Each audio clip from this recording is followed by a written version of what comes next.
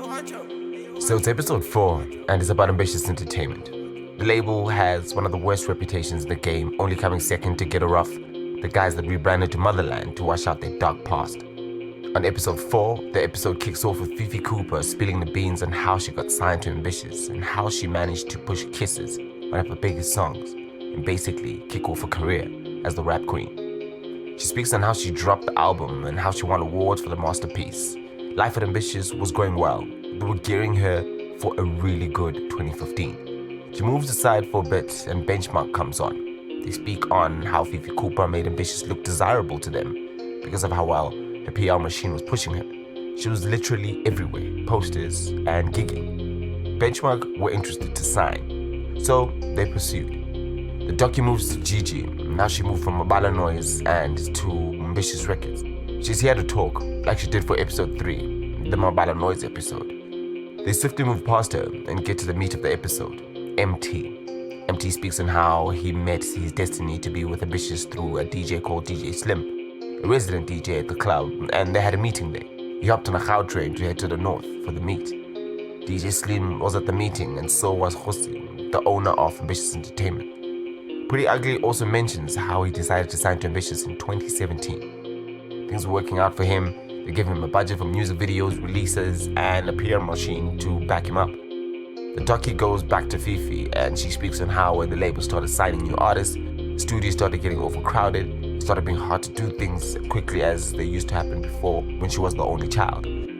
Fifi also talks on beefing with Gigi, and how the label basically forced him to beef so Fifi could benefit from the whole thing. A concept that barely works.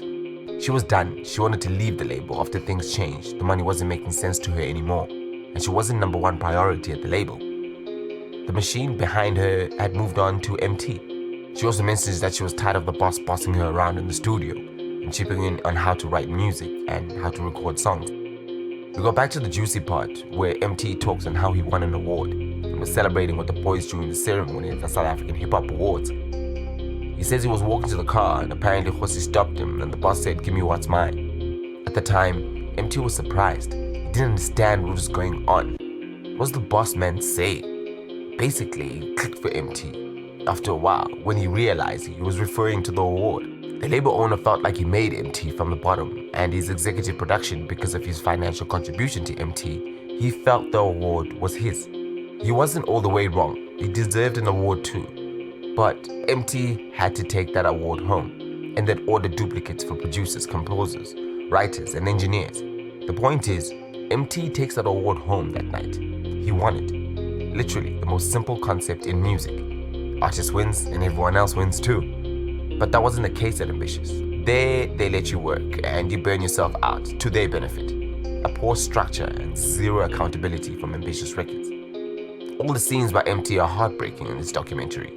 They make you think, how did they do this to such a huge artist? He talks about how he's never taken an award home to his parents and how they've never seen anything. The pain in his voice is heartbreaking, really. It's a trauma for him. Talking about trauma, the artist started talking about the poor balance in the label. Gigi speaks on how they sidelined her and how the label told everyone to stop working with her. Fifi talks on how the percentages were poor. She mentions that they were now giving her a salary, something she didn't understand. While Fifi Cooper and Benchmark are trying to leave the label, Pretty Ugly is looking to pen down his signature for the label. They wanted to make themselves look good by signing Pretty Ugly on his conditions, and look even better by letting him continue getting beats and engineering from Wichi 1080. Basically, he kept the same team. They were told they could do their own thing, something that was unheard of at Ambitiouz at the time. Now at this point, Ambitiouz is a mess. Benchmark don't get a shout out at the Metros from Miss Prue. Fifi's gone, but contracts still say she's signed to Ambitiouz and they aren't letting go of her so she can't release music. Emtee is frustrated at the time, but he's the cash cow. He later becomes the most patient artist at Ambitiouz as he went on to watch people leave left, right and center. Emtee needed the machine, so he stuck it out. All in all, at Ambitiouz, they felt and acted like they owned the artist. All the artists were unhappy. Some getting salaries, some signed contracts that said 50-50 splits on all gigs for people like Gigi. Luckily, most of the artists left the stable and most are now superstars, from Gigi staying for a year, who's doing really well alone. Fifi left and pushed the solo moves.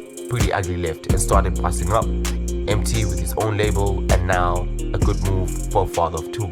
Java, Saudi, and even Neo and A Reese all left and still doing their own thing.